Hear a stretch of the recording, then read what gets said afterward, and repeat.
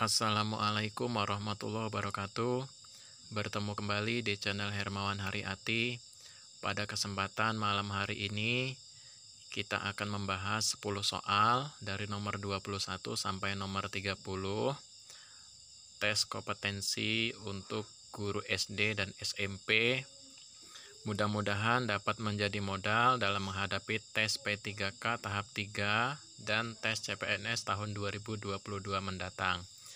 Disimak baik-baik videonya, diingat soalnya, pahami jawabannya, jangan di-skip ya, karena setiap nomor adalah ilmu pengetahuan.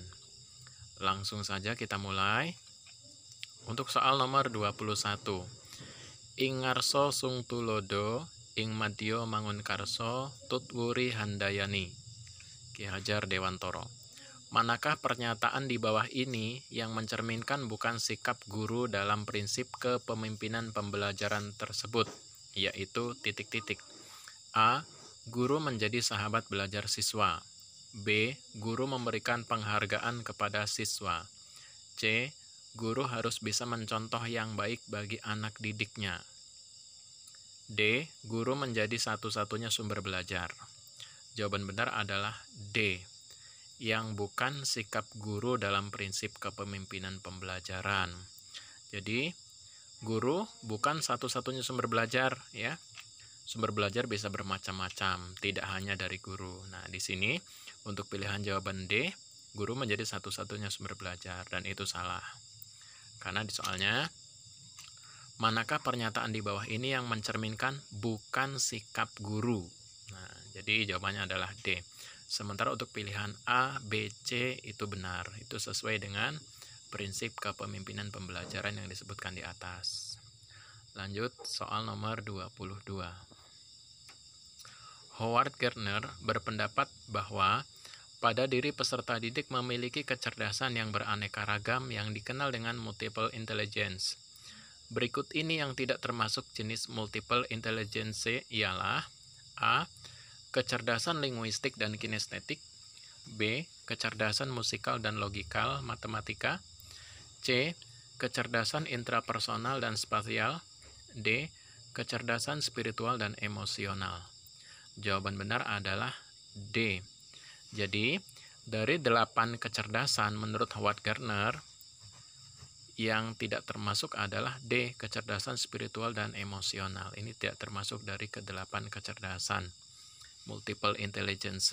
Sementara kecerdasan linguistik, kinestetik, musikal, logikal, matematik, intrapersonal, dan spasial itu termasuk dari 8 kecerdasan menurut Howard Gardner. Lanjut soal nomor 23. Penerapan aturan kedisiplinan di sekolah yang terkait dengan pemberian reward dan punishment merupakan perwujudan dari teori pendidikan titik-titik. A. Behavioristik. B. Kognitivistik. C. Konektivistik. D. Konstruktivistik. Jawaban benar adalah A, yaitu behavioristik. Jadi, hubungannya dengan stimulus dan respon. Jadi, jawaban benar adalah A. Sebelum lanjut, soal nomor 24.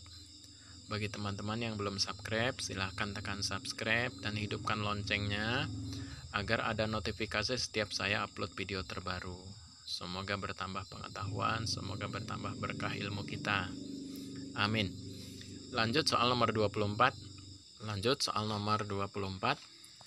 Model pembelajaran yang menyajikan masalah kontekstual di mana peserta didik bekerja dalam tim untuk memecahkan masalah dunia nyata, real world, sehingga merangsang peserta didik untuk belajar, merupakan ciri khas model pembelajaran berikut.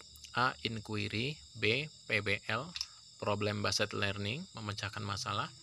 C. PJBL, Project Based Learning, belajar proyek. D. Discover Learning, menemukan sesuatu yang baru. Jawaban benar adalah C, yaitu PJBL, Project Based Learning. Jadi, bekerja dalam tim untuk memecahkan masalah di dunia nyata sehingga merangsang peserta didik untuk belajar. Itu merupakan ciri khas model pembelajaran PJBL, Project Based Learning. Lanjut soal nomor 25. Penilaian kompetensi keterampilan dilakukan melalui aktivitas berikut A. Tes lisan, tes tulis, praktik, dan portofolio. B. Tes lisan, tes tulis, proyek, dan portofolio. C. Tes lisan, tes tulis, tes praktik, dan proyek.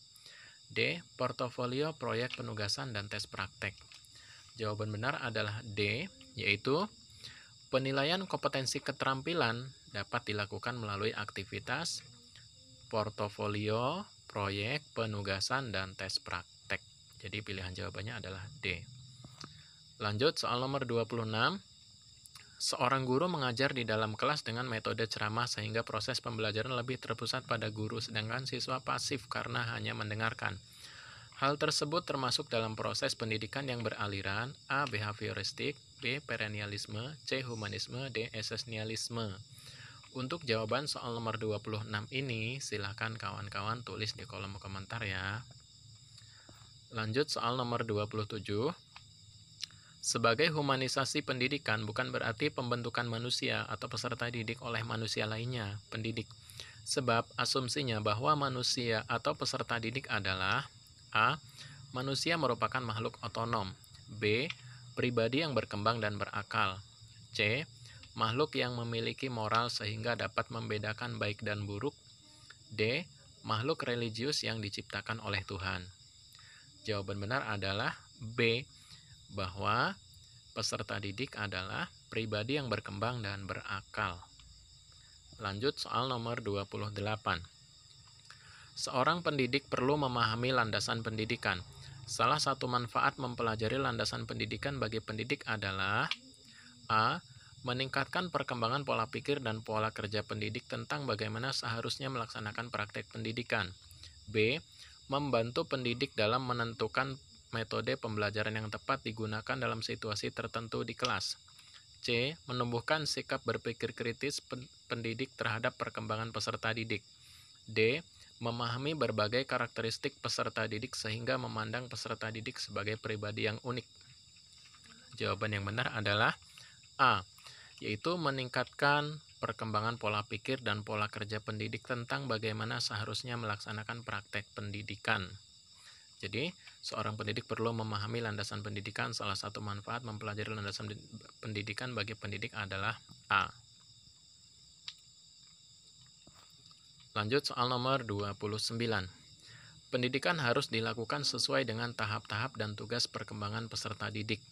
Oleh karenanya, pendidikan dilaksanakan dengan mengacu pada landasan A. Psikologi pendidikan, B. Sosiologi pendidikan, C. Religi pendidikan, D. Ekonomi pendidikan. Jawaban benar adalah A, yaitu psikologi pendidikan. Jadi, pendidikan dilaksanakan dengan mengacu pada landasan psikologi pendidikan. Lanjut soal nomor 30 atau soal terakhir di video part ini. Kurikulum sebagai pedoman dalam melakukan pengawasan terhadap pelaksanaan pembelajaran di sekolah merupakan fungsi kurikulum bagi A. Guru, B. Kepala sekolah, C. Pengawas, D. Komite dan wali murid. Jawaban benar adalah B, yaitu kepala sekolah.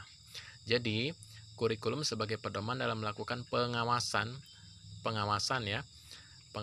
terhadap pelaksanaan pembelajaran di sekolah merupakan fungsi kurikulum bagi kepala sekolah.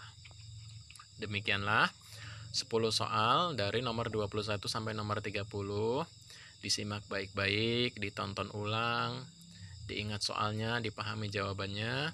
Mudah-mudahan dapat menjadi modal dalam menghadapi tes P3K tahap 3 dan tes CPNS tahun 2022 mendatang. Kurang lebihnya saya mohon maaf. Saya akhiri. Wassalamualaikum warahmatullahi wabarakatuh. Selamat belajar, semoga sukses.